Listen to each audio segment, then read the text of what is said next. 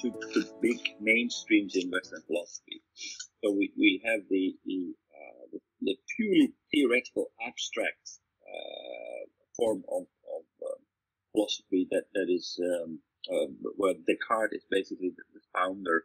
But before him, you could argue that Plato also had a lot of characteristics. That he also liked to philosophize in a more abstract way and with clear preferences to pure reason, to pure deduction, induction, abduction, to derive at conclusions with basically giving a clear priority to the rationality over emotion.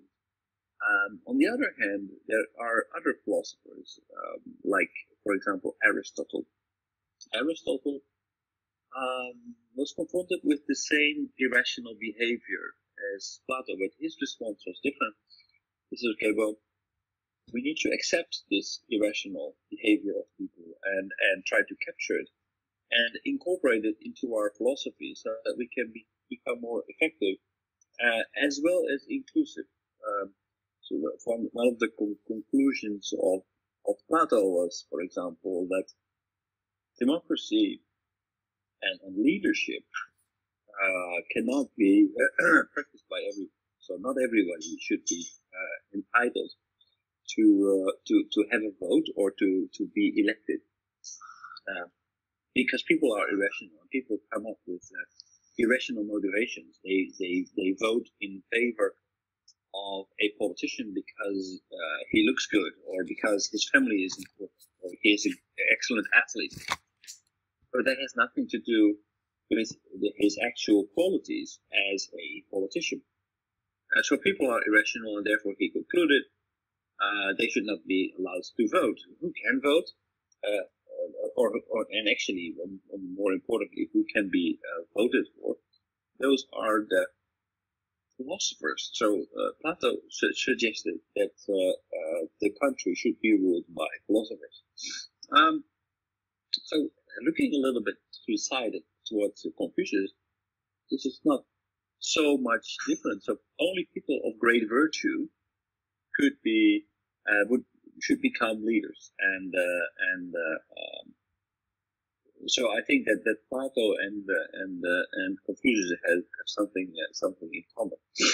Aristotle, on the other hand, he also observed this. He said, well, okay, so people are not only rational human beings; they also are persuaded by other factors, and those factors are, for example, rhetoric.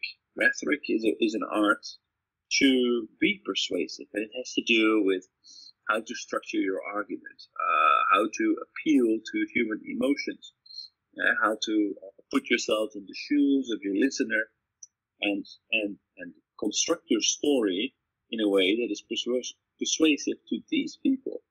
What kind of words to use? What kind of body language is persuasive?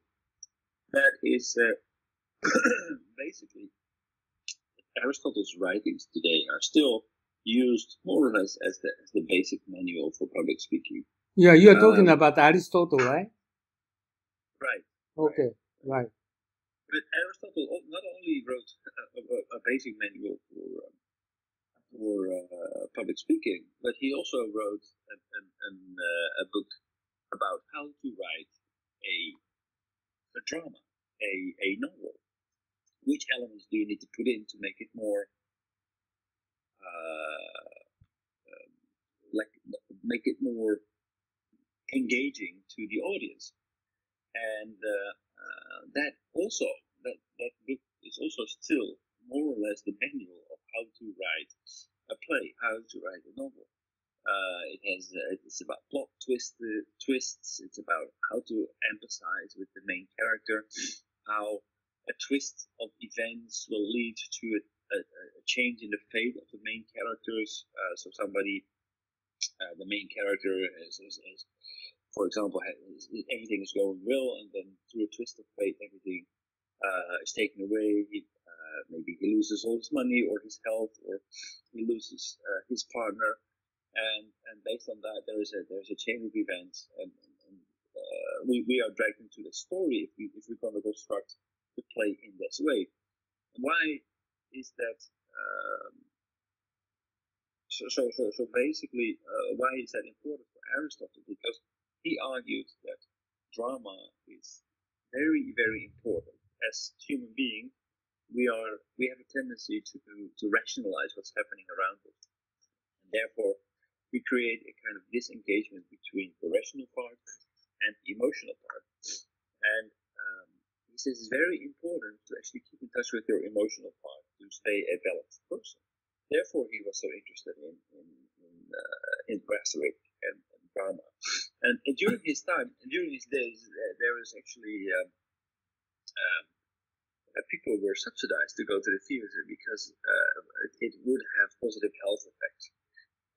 They could stay in touch with their emotions and would be a more whole human being. And if you didn't have enough money, then you actually could receive money to go to the theater. So we have these two mainstreams, and I think especially the school of Aristotle is interesting because it comes very much closer to Confucianism. Confucianism is. By the way, your room light is light switched on because I'm recording now. And also okay. you just. 1 second. Oh yeah, no, it's okay. Now it's a little bit 1 meter distance. Okay, that's much better. Not too much close to screen because I'm recording now. So you just you can see your right. Oh, why not try to light switch on? Yeah, okay. Right. Yeah, maybe the light is coming from my back. Oh really? 1 meter. Is this better? No, take the 1 meter distance. Oh yeah, much better. Okay. And little more close. Little more close. Okay, better. Go ahead. And the laundry behind me. Yeah, go ahead. Well, at least this is very real.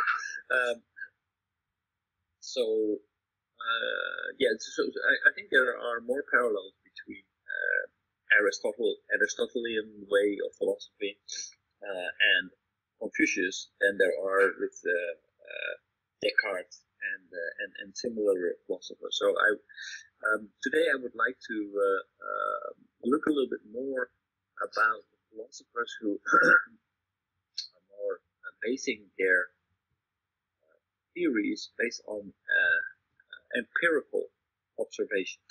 So less pure abstractions, pure reasoning, very typical theories about do I exist, and coming to a conclusion about your existence based on strict logic without any observation, because if you question everything, then you can question whether what you are observing around you, whether that is real or whether that is just a figment of your imagination, whether the senses that you have, for example, the sensation when you touch something, when you taste something, whether that is real or not, and whether that, when we are talking about a simple example, for example, the color black, do I actually see the same thing as you see, or is it something that only shared by us through definition? So actually, these theories in themselves are important, and it's an important stream of Western philosophy. But I would like to focus more on these empirical studies about the Aristotelian way, about more a way of how we should live our lives instead of do we exist. For that, I would like to look at the video of Alain de Botton. Are you going to show a video? Yes. This one. Alain de Botton. That's in the next page. Oh, next page? No, this one, right?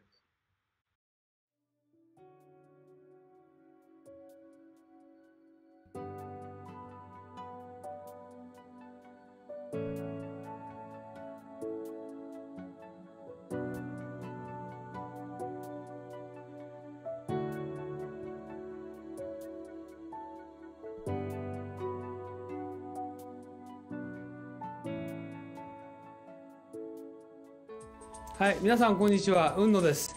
今日はですね、雲野塾の研修のプログラムをご紹介したいと思います。で、こういうふうなホームページありますけれども、ぜひですね、一度中身をご覧になっていただきたいと思います。今日はブーキューブさんのスタジオに来て、この収録をしておりますので、中身はこういうふうになってて、今最近ホットなね、グローバルリーダーの定義など書いてあります。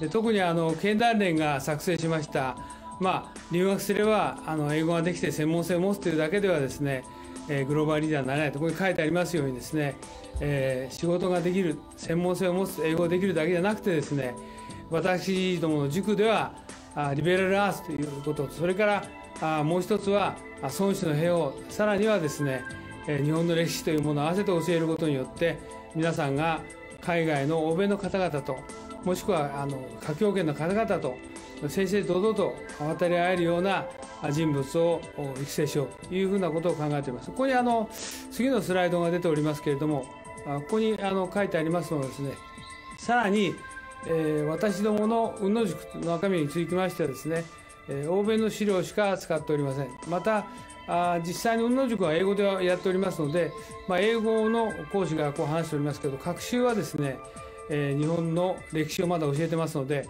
学習の午後はですね、日本のプログラムをしております。で、以前はこれ有料だったので、今はですね、実際に会場費も取っていただいておりませんで、毎回5000円ということで、朝9時から午後5時までやっておりますので、ぜひ皆さんですね、ご検討の上ご参加いただければと。英語のできない方もですね、学習の午後、こういうふうな検証をしておりますので、ぜひご参加いただければというふうに思っておりますので、よろしくお願いします。で、ここにさらにですね、グループ討議とか実務の勘どころを教えると書いてありますけど、実際には私が10年ほどですね、欧米の新聞とか雑誌等をですね、集めてきた、もともと英語のベースでございますので、そうしたものをですね、50セッションのテーマに分けて資料作成をしております。